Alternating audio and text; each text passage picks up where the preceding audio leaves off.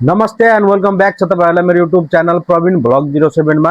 आज चाहिँ म तपाईहरुलाई फेसबुकलाई कसरी कन्टेन्ट मोनेटाइजेसन सम्म सेटिङहरुले लिएर जाने र हामीले फेसबुकमा कसरी पैसा कमाउने यो तपाईहरुलाई म सम्पूर्ण यो भिडियोको मार्फतबाट देखाउनेछु। कृपया यो मेरो भिडियो अन्तिमसम्म हेर्दिनु होला र तपाईले यो सब्स्क्राइब गर्नु भएको छैन मेरो च्यानललाई भनेपछि तपाईहरुले सब्स्क्राइब पनि गरिदिनु होला। अहिले 2026 मा फेसबुकबाट चाहिँ पैसा कमाउनलाई एकदमै धेरै सजिलो छ। तपाईहरुले पनि सेटिङ मिलाएर कन्टेन्ट मोनेटाइजेसन गरेर घरमै बसेर पनि तपाईहरुले फेसबुकबाट पैसा कमाउन सक्नुहुन्छ। फेसबुकबाट त पैसा कमाउन सकिन्छ, तर हामीले सही तरिकाले सही सेटिङ मिलाएपछि मात्रै हामीले फेसबुकबाट चाहिँ पैसा कमाउन सकिन्छ। जस्तै हामीलाई फेसबुकले कसरी पैसा दिन्छ त?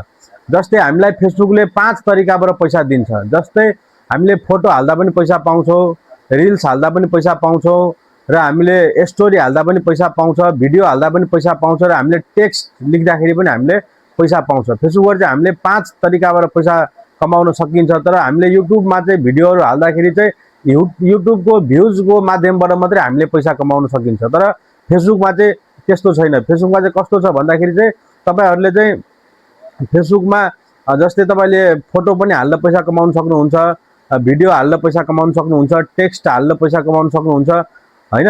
त्यसैले रिल्स हाल्न पैसा कमाउन सक्नुहुन्छ।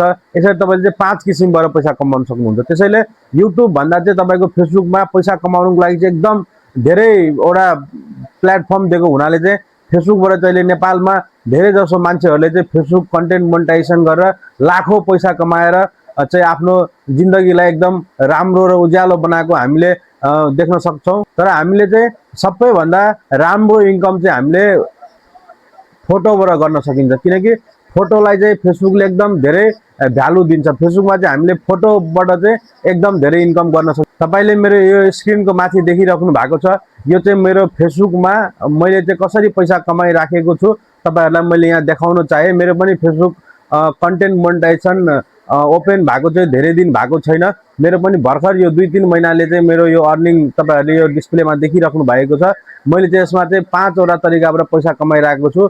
फोटोबाट, रिल्सबाट, हैन, स्टोरीबाट तपाईहरुले यहाँ डिस्प्लेमा देखि नै राख्नु भएको छ। र तपाईले यो कन्टेन्ट मोनेटाइजेसनमा गएर तपाईले यहाँ देखिराख्नु भएको छ, सबै कुराहरु देखिराख्नु भएको छ। तर हामीले यसमा तपाईले रेगुलर भिडियो हाल्दाखेरि चाहिँ तपाईले यसमा यो ओपन गरेर हेर्नुपर्ने हुन्छ। यो तपाईले ओपन गरेर हेर्दाखेरि चाहिँ यहाँ तपाईको यसमा चाहिँ तपाईको एक्सलेन्ट हुनुपर्छ। एक्सलेन्ट भएपछि तपाईको फेसबुक चाहिँ लामो समयसम्म तपाईको डिएक्टिभ नहुने चान्सहरु हुन्छ।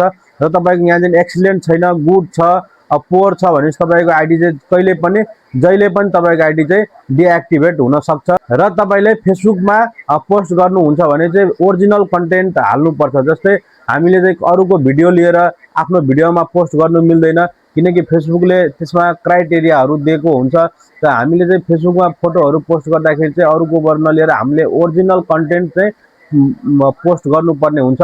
त्यसले चाहिँ हामीलाई हाम्रो फेसबुकलाई ग्रो गर्नको लागि चाहिँ एकदमै धेरै मद्दत गर्छ। हजुरहरुले पनि घरमै बसेर फेसबुकमा सेटिङ मिलाएर तपाईहरुले पनि घरमा बसी फोटो, रिल्स, स्टोरीहरु हालेर पैसा कमाउन सक्नुहुन्छ। कृपया मेरो भिडियोमा नयाँ हुनुहुन्छ भने यो भिडियोलाई मेरो सब्स्क्राइब गरिदिनु होला, मेरो च्यानललाई सब्स्क्राइब गरिदिनु होला, र लाइक गरिदिनु होला, र बेल आइकनमा अलमा क्लिक गरिदिनु होला।